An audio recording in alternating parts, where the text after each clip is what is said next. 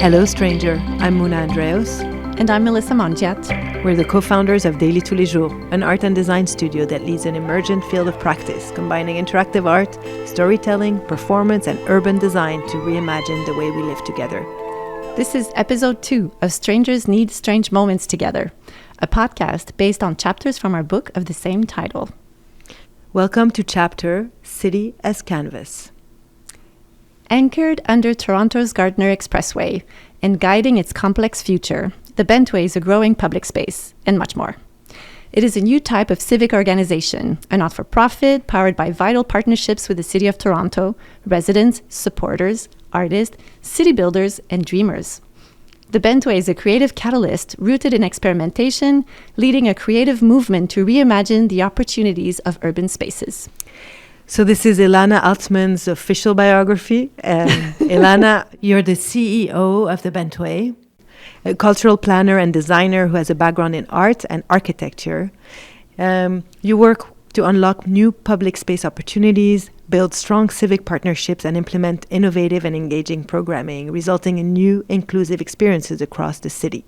We previously worked with Ilana to bring our artwork titled Walk, Walk, Dance to the Bentway, and we're excited to talk with her today about this unique space in Toronto's urban landscape. Hi, Ilana. Thank you for joining us.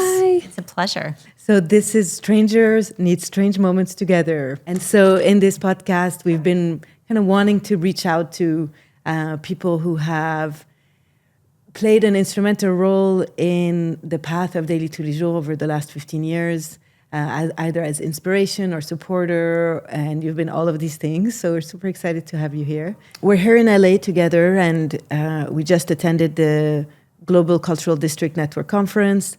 It was really exciting. And you were here in parts to present a new report that you published around kind of the topic of loneliness in the city, and Toronto being, I guess, infamously named recently one of the loneliest cities in Canada, which as a start sounds a little bit sad, but I think the Bentway managed to turn this into, positive action. Can you tell us a bit about the report and the work that you did around it? Yeah, well, you will know well that the Bentway's programming is always framed around a particular urban question or issue that's facing spaces like the Bentway, is facing public spaces across the globe. And we invite creative collaborators to come in to spaces that are traditionally dominated by planners and policymakers, and to help us to unpack new ways of approaching our development of our cities, new ways of thinking about the value of public space. And so this report that you're made mention of by the Toronto Foundation, their Vital Sign report, which is an annual report that talks about the quality of life in the city, came out just as we were forming our plans for our 2024 season. And we were really struck by the headline that Toronto was named the loneliest city in Canada. I always reference a few of the stats because they're just so staggering. 43% of people reported that they never see their neighbors. 37% of Torontonians report that they feel lonely 3 times a week. And in addition to that, volunteership was significantly down. Donations to nonprofits were significantly down. It was a really bad picture of the city, and not entirely surprising. Over the last several years, you'd really felt it in the city. Something had changed. The dynamics had changed, and it felt harder than it had ever been before. But we also recognized that public space were the spaces where the community was already coming together and finding ways to reconnect with one another, finding ways to meet neighbors. And so we wanted to understand that in more detail. We wanted to understand how public spaces could become an antidote to loneliness. So we reached out to creative partners who collectively came up with a series of brilliant design and artistic experiments. So many of them took on seating as a form because of the fact that seating in public space is that invitation for people to stop and to spend time with those that they don't know. They explored the beautiful act of holding hands with somebody in public space, and how that intimacy can help to reframe a city and its experience, and just create feelings of warmth and joy as you're walking through a place that can feel very alienating. So it was a whole host of different creative experiments. And then alongside that, we were lucky enough to work with the Ilana School of Public Health at the University of Toronto.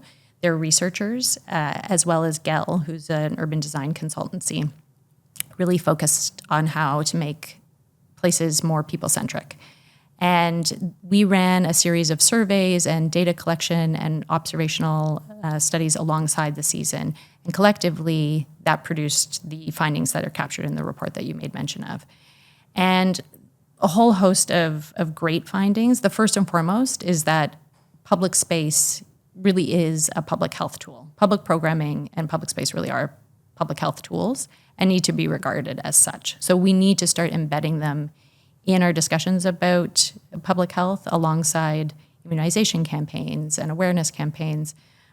We need to really embrace social prescribing alongside medication and physiotherapy, because these spaces can play a huge role in helping to address this phenomenon.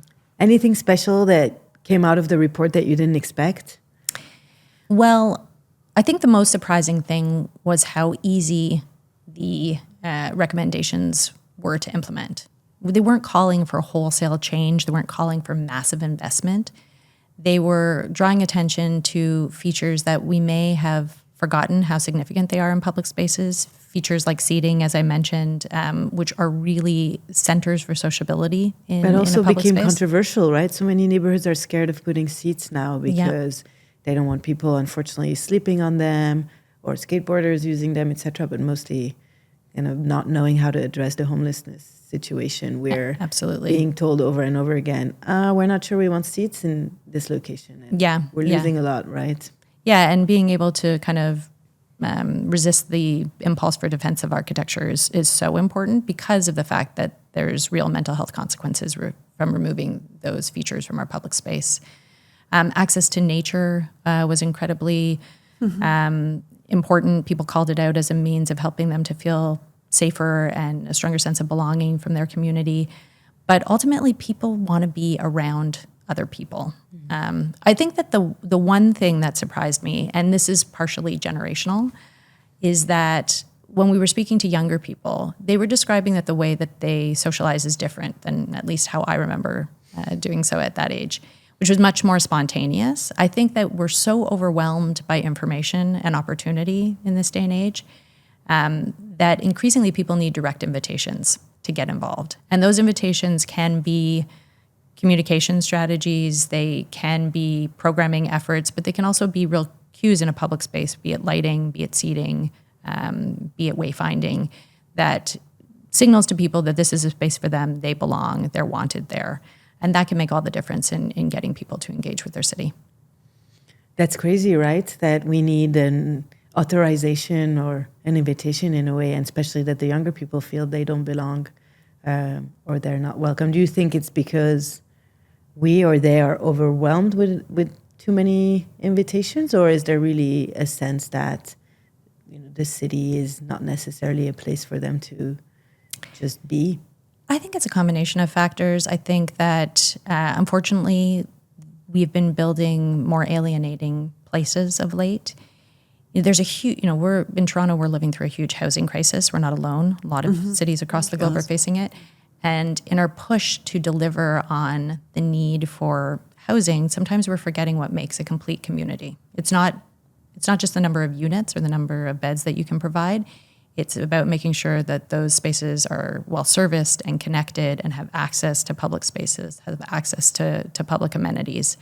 That's being forgotten a little bit in this drive to deliver housing, and I think that's you're seeing it in the way that people engage with their neighborhoods. I do think that our increased reliance on technology has maybe suggested that connecting online is the same as connecting in person. And in COVID, I think we all had to accept that it was for our sanity, but it's not. It's not. Being together in public space, being around other people is incredibly important. And it was the number one thing that people said increased their sense of well-being, their strength in their mental health, was just being around other people. Didn't even have to strike up a conversation. Just sharing space with people brought incredible satisfaction to the visitors that were coming to the Bentway. We're a little biased, obviously, kind of doing and loving interactive public art. And so I was excited to see that one of the items that made it to the final checklist of recommendations for public space following the study was including interactive public art. So making sure people can engage with the art that's around and participate. How did that come about as a conclusion, and what role do you think participatory installation, but also tech, could play? And is tech important to interaction with public space and public realm and public art, or is it just about any form of interaction? Yeah, well, I mentioned that we were working with Gail, who was doing a public life study, an observational study, to really understand patterns of movement, where people were stopping, how people were spending time at the Bentway. And they found that the areas of the site that included public art saw about a 20% increase in the amount of time that people were spending in the space. They became stickier spaces. Any kind of public art? Interactive public art in particular, but any type of public art made a big difference. We had this beautiful piece on view by Heather Nickel called Wind Ensemble.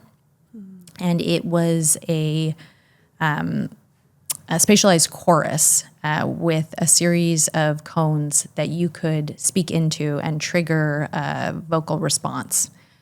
So you were lending your voice to this chorus and you saw yourself reflected in a broader community, which we thought was a beautiful way of talking about the importance of connection. And it was an incredibly popular piece. We found that people spent time with it on their own. They played with it amongst strangers. They would bring their family members back so they could participate all together. And it was really beautiful to see how people each made it their own and came back and revisited it and tried it in different ways. So I think that interactive art is one of those critical invitations that we were just talking about. It's a real cue that this is a space for you, that your voice matters there, that you can exert certain level of control over the space to make it more comfortable, to make it more approachable. So we've had great success, including the work that we presented by Daily Tous les Jours. Walk, Walk, Dance was one of the most popular and well-loved pieces that the Bentway has ever presented. And your question about technology, I mean, I think that we really try to avoid mediated experience. I think that technology can be dangerous in a public space when it removes you from the space, and it's, you're in the space, but you're being filtered by a screen or by a technological device. So I think that it really depends how technology is embedded. When it's embedded in a space, and by embedding it, you're giving people more control, more agency, I think it's incredibly wonderful complement to the public space, but it has to be done well. The publication also uses the word intentional participation, which I thought was interesting. Can you tell us a little bit about how it translates, what it means? Well, the thing that makes me most excited about working in a space like the Bentway is that it's not a white box, it's not a black box. It is by nature a space that you have to give up control. And that's what makes it the most interesting space to work and the most challenging space to work. We have long stopped thinking about the people who visit the space as audience members. We're not inviting them there to engage in something passively. It's their space, it's their city, and so they're always there as active participants. And sometimes that participation can be very direct. Other times it's about the ways that they choose to engage in a space, in a piece, and we learn each and every time. We put public art projects out in the world, and the way that people react to them, the way that they engage with them always surprises us. So I think that in general, planning for participation, but also just changing our language and the way that we are thinking about the people who are using the space. If we frame them as participants from the start, it just sets up a different dynamic, a much more positive dynamic, which I think leads to greater agency in our cities on the whole. If we think of audience, often it feels the discourse of public space is often like-minded people who are talking about it. And in current global polarization that we see everywhere, is it something that's on your mind? And how do you go about it? Yeah, I was relaying this story at the conference that you were making mention of in LA, one of the projects that we presented as part of our Softer City season was with a social scientist by the name of Anthony Morgan. And he does these incredible meetups around Toronto where he plays this game where he puts a piece of tape on the floor. And then people randomly choose sides, and he poses a series of questions to those people. And if you agree or disagree, you choose your side. And then the individuals on the other side can make an argument trying to get you to cross over. And the rule is, if you hear something that something that surprises you or something that makes you laugh, you have to change sides. And the questions they range from, tough political questions to silly questions like, and you just I hate bananas. Right? Do you like bananas? Mm-hmm. You change, it doesn't matter which side you're in, you just It doesn't matter change. which side you start on. You change question over question. And the interesting thing is that people change sides all the time. You are not the product of one opinion or one decision or one affiliation. It was just such a potent way of demonstrating that we are the sum of a lot of different opinions and a lot of different affiliations. And it was important because I think that we have stopped seeing each other that way. And increasingly, we're seeking out spaces and opportunities that just reinforce a particular point of view. I think in Canada, it hasn't gone as far as polarization yet, but we're not that far away from what's happening in the States, and what's happening in the States right now is frightening. So our cities, you don't choose cities because they are friction-free and because you're going to be surrounded with people who only look like you and think like you and act like you. You choose cities because of the fact that they are diverse places, and you will be confronted with different opportunities and opinions that might challenge the way that you think, but hopefully it leads to an enriched experience on the whole. We have to remember that because that's what makes our cities great. And I think our public spaces play a really important role in facilitating those points of friction and those points of productive connections. So we try to celebrate that as much as possible. So over the year, the Bentway has kind of pioneered incredible work and different projects, installations, often, if not always, temporary. Have you seen any impact on the city at the policy level, or been able to make a dent that is at a larger scale or will impact people beyond kind of the Bentway and its expanding territory? Yeah, well, I'll answer that question in two ways. The first about the space itself. Toronto is densifying at such a fast rate that we have had the luxury of having a lot of property to develop into public space. And as we grow as a city, we no longer have the luxury to look for these tabula rasa sites that are blank slates that we can change over. We have to invest in the places that are going to be the most impactful for people because they exist where people are at. And the Gardiner makes up about 65 acres. The Spaces Under the Gardiner makes up about 65 acres of unused land in the city of Toronto right now. That is a huge amount of space. I mean, hospitable too in most areas. Exactly. Imagine taking a 65-acre plot in the middle of your city and paving it over with concrete, and imagine the impact of flooding and the impact on the urban form that would have. So we don't have the luxury of saying that the status quo of this highway is okay anymore. It needs to change. I think what the Bentway has proven is that it can change in a productive way. It can serve the community in many different ways. And we were lucky enough that the success of the Bentway led us to work with the city to develop a larger plan for the full 7-kilometer extent of the elevated highway, the Under Gardiner Public Realm Plan, which was approved by council last year. And we are slowly but surely taking the next steps to implement the recommendations in that plan. So I hope that in the next 10 years, we see a real transformation of the Gardiner end to end. But even beyond that, I think that the project like the Bentway has forced not just Toronto, but cities across Canada, cities globally, to think differently about infrastructure, that we're not thinking in a monofunctional way anymore. We're not building building pieces of infrastructure serve only one purpose. A highway is solely to move cars from A to B. We have to be thinking about our infrastructure in a hybrid way so that we're taking best advantage of the property that we have to develop and making sure it's serving the public in a lot of different ways. It's going to be so exciting, when all of it is active and transformed. I can't help but think of Paul Kaplaish, who's a client and collaborator, who we were in a conversation with him during the pandemic and came up this expression, the infrastructure for the human spirit, where we were talking about what we do.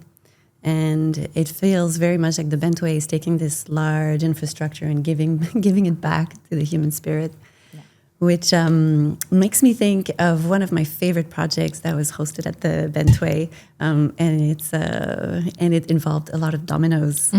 It actually moved us, both Mouna and I took our family. Emotionally moved us and physically. Physically moved us all the way to Toronto for a weekend to participate in this large-scale domino experience. Yeah. Well, I will never forget when I got Mouna's email that I think said 6 hours for 6 minutes, question mark. Was the 6-hour drive worth it for a 6-minute experience? Hopefully it proved to be more than a 6-minute experience. I mean, once we signed up to be volunteers, then it became a 6-hour experience also. And so much more than just being the witness. It was amazing.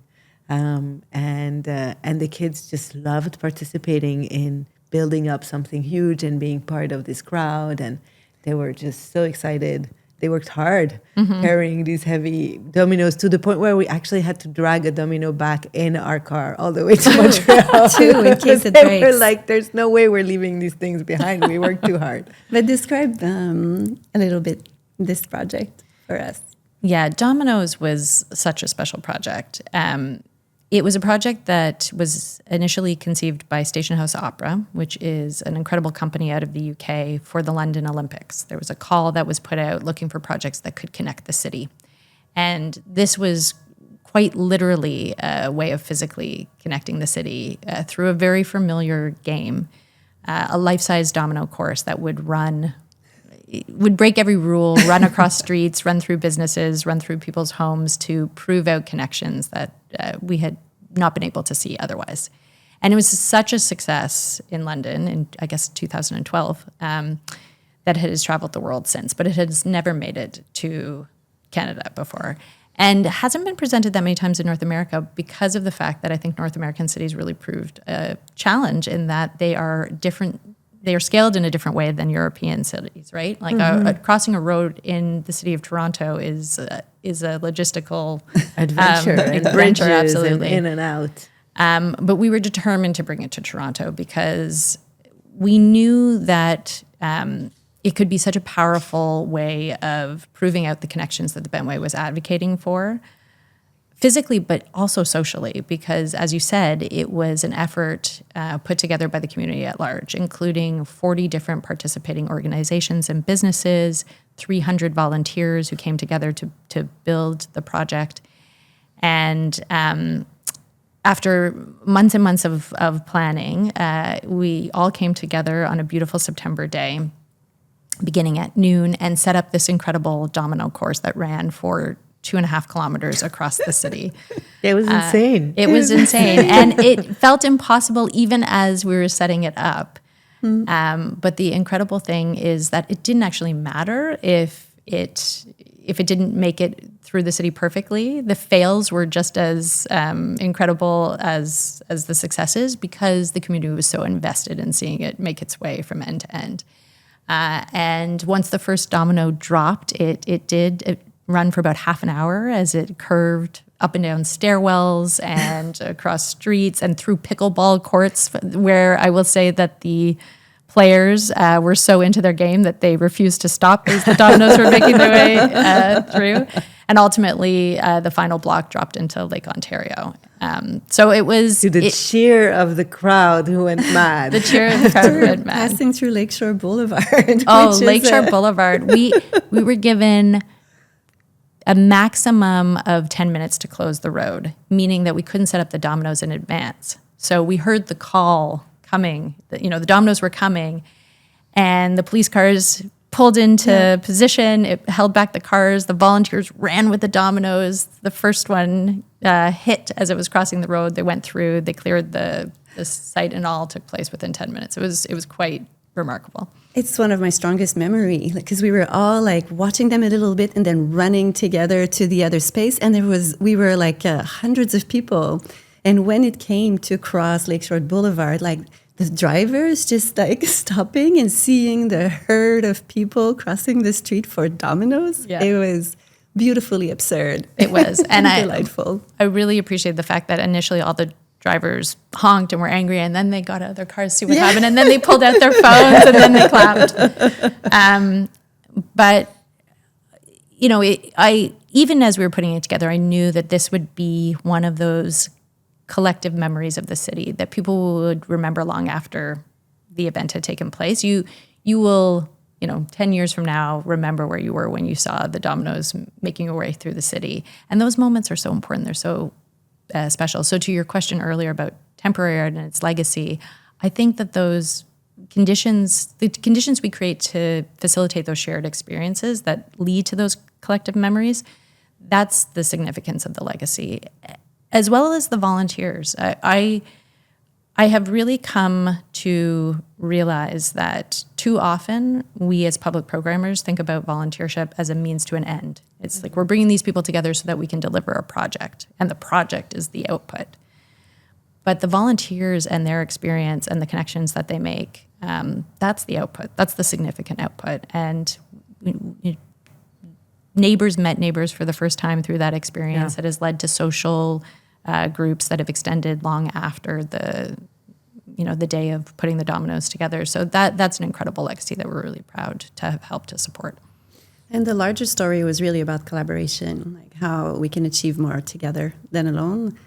And I think that's for our kids, it was the best school for that. And just for them to see adults being so into it, and you really had to be precise, and it was super well organized, but you had to place them in very specific spacing, and kids would be almost like policing. They have to be protective. More than adults, but everyone was into it. And for them to see the adults so invested in something so playful, which is maybe a good transition to a study we did together in 2021 about play.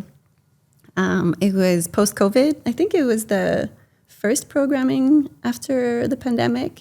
The summer of 2021.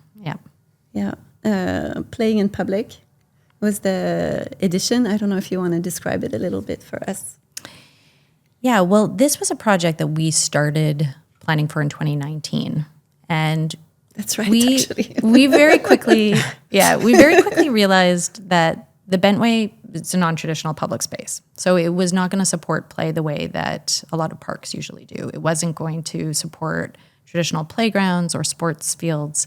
But that actually presented us with a really interesting opportunity to think about how we could reinvent the rules of play and come up with something different and really relevant to the city in this particular geography. We were also really interested in the history of play and how it had worked as a tool to inform decisions about public space, different way of consulting with the city. The Fluxists and the Situationalists had a long history of using play as a means to critique things that were happening in the city, critiquing capitalist practices and overly choreographed ways of controlling movement in the city. So we were developing this season, and we were developing this incredible season of highly interactive, significant touch points for the public, literally. And then COVID hit. And so everything went on pause, including our development of the season. But we were committed to seeing it through. And I think in the end, we had to reframe what the project was about, because while all of those questions that we had started with were still very relevant, as we brought the project to life in 2021, it was the first time that Toronto was coming out of a really significant lockdown. Toronto's lockdown was amongst the longest anywhere in the world. It was really strict and very prolonged. And so play actually became a way that people were re-engaging with their city and with each other for the first time. And it was about creating the conditions that made people feel safe in doing so, made people feel connected to their city once again. And so in addition to the questions that we started with, we were also asking, could play be a tool for urban recovery coming out of COVID? And it was an incredible season. The other thing that the pandemic forced us to do was to think beyond the drip line of the Gardiner, because as much as we wanted people to come down to the Bentway, it was an outdoor space, we felt it was more important to reach into the neighborhood, to go to where people were, rather than asking everybody to come to us. So we ended up developing the season as a neighborhood exhibition, and it involved about 16 different projects that probably tracked through at least 6 different sites, including the Bentway, and an incredible connective play path in between, so that you could really experience this play ecosystem within the city. And that was a product of COVID. I don't think we would have done that had it not been for COVID, but it has since become a way of working that we continue to do because we found it to be so successful. It was such a timely subject matter that it felt important to measure and understand the impact of play. Yeah, well, we were lucky enough to be working with you on a project for our play season. And if your project initially was one of those very tactile projects, we were... Yeah, the first edition were these stretch bars you had to touch to interact with. Yeah. And the way that you adapted that thinking about giving people control over their environments and the ability to create music together was, I think, one of the most successful projects that we presented. It was just pure joy in this project, Walk, Walk, Dance, that transformed our boardwalk into a series of music-making devices, all built into a typical city planter, but invited people to play together at 6 feet apart. It turned the 6-foot social distance rule into creative territory rather than just a means of distancing from one another. But based on the success of that collaboration and your past work, we were really interested in how we could capture the learnings from the season and carry them forward and present recommendations that would be applicable beyond the Bentway, would be applicable in public spaces anywhere. So alongside the season, I think we did a whole bunch of audience surveys, we did interviews with artists, we did desktop research into the value of play and its importance in that moment. And it became a study titled Play Provocations, which captured so many relevant learnings that we are looking back at very closely now as we think about our expansion. Bentway is working on an expansion site, and we're really thinking about how we can take the learnings from the play season and the play provocation document and embed it into our new spaces. And it's about building a play ecosystem that gives people choices. It's about thinking about the connections between play infrastructure and the ways that we transform our city into a playscape, even if it hasn't been designed for that in the first place. A ton of really great learnings that came out of that document. I think honestly, go ahead, Mo. I remember one of the first key learning was with the surveys, and a lot of people would answer to the question, "Did you play today?" They would say no, and they would be blowing bubbles from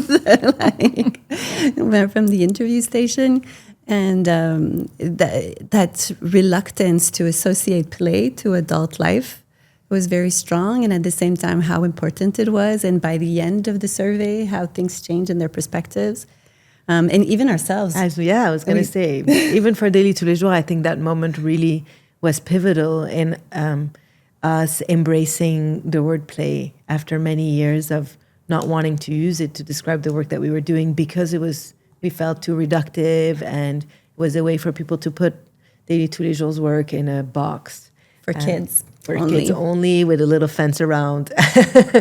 And so following that summer and thinking through the publication, we really changed. And since then, we've been embracing play, also looking back at it and making sure we just go full on. Mm-hmm. A lot of things were validating also the way we work. I think we've always, since the beginning, saw the importance of offering different levels of engagement. for the super heavy users who will find all the Easter eggs in what you do, and people who would just like to watch. And working with CAMH on mental health that we also interviewed for the study, they were saying just how watching other people smile makes you release a lot of happy hormones in your brain, and how it's beneficial, and how you really want this ecosystem of offering for play in your city. Yeah. There's so many learnings, I think, that came out of that moment in the pandemic that we instantly forgot. And I'm glad that this is not one of them. Because A lot of things we had to forget. Yeah, absolutely. But there were some important things that we probably should have held on to. But I'm glad to hear that it's carried forward for you, because it absolutely has for us as well. No. We promised we'd only keep you away from the excitement of LA for an hour. There's one question that comes to mind is, do you ever get tired? And I know it's funny, right? But like, it's been how many years now? Almost going to 10 years for the Bentway? It will be 10 years in 2028. Okay. Yeah. So a few years away, but yes, it's been 7 years of constant investigation, experimentation, pushing the boundaries, breaking the rules, trying new things, which have been extraordinary in this laboratory. But is there a moment where you feel, okay, the work is done and we can leave it as it is? That is the formula for what this public realm should be, and we can move on to other things? Or do you feel it needs to be kind of constantly reinvented? I mean, to answer your question, if I ever get tired, sometimes, but the work is so interesting and fulfilling and challenging that it does fuel me in an incredible way. I'm very lucky in that regard. I kind of feel as though I had a vision of a city and what I hoped it would be, and the Bentway is that platform where I can try to make it reality. And not very many people are given that opportunity. So that's very, very special. It's my background's as an architect. So I spent a lot of time designing public spaces. And the idea that you could ever design something once and it would be done now feels so funny to me, that I could ever conceive of a place that way. But not very many people have the opportunity to be on the operational side. And when you're on the operational side, you realize public spaces are made over and over again, constantly, by the people who use them. And so the best places are the places that can continue to adapt and be responsive. And I also, when I was an architect, I was skeptical of public programming. I felt like, is public programming just a means of compensating for bad design, which was very egotistical at the time, I realized. But now, not only obviously am I a big believer because it's what I do, but I see in action the fact that it allows us to make sure that the space is responsive, that it keeps changing alongside the community, that the community feels themselves reflected in the space, that they feel surprised by the space, that they feel challenged by the space. And every time we invite an artist or a designer to come to the Bentway, they want to do something entirely different. And if that ever stops, if we start inviting people and they want to repeat, the same thing that we've done over and over again, then maybe I'll say, okay, our job is done. But as long as I continue to be surprised by the creatives and the collaborators we work with, I can't imagine ever being stopping. Done. Yeah. And the playground's growing. Yeah. It's a true experimental practice. That's where, you only get tired if you get tired of the experiment itself. And for smaller places and sites and locations, and I'm sure you get that question all the time. So smaller cities or public spaces that don't necessarily have the resources to do the kind of programming that the Bentway does, what would you say is the essence, like the elements that one should fight to preserve or bring on in a site? I think ultimately, if you're fighting to make a place a truly public space, meaning for people, then you'll create the conditions where great things can happen there. That doesn't necessarily mean having to invest a ton of money or, getting the most beautiful landscaping done. It means taking away the barriers, ensuring that it's a space that addresses the human scale, creating the conditions for people to gather. That can be done relatively affordably and cheaply, and even, in a temporary way to see whether it's successful. But that's what makes a space thrive, is that people want to be there. And so thinking about ways that we can invite people in, giving them every reason to spend time with us in a place. I think that you can do that anywhere as long as you have the right perspective and attitude. Going back to the invitation. Yeah, absolutely. Ilana, thank you so much. It was great. Thanks for taking the time, joining us on this adventure. This was Strangers Need Strange Moments Together. Thanks for listening, and don't forget to subscribe. And check the episode description for links to follow us online and to order your own copy of the book. Another episode is coming soon. We can't wait to announce our next guest. Special thanks to Michael Baker and Claire Lecker.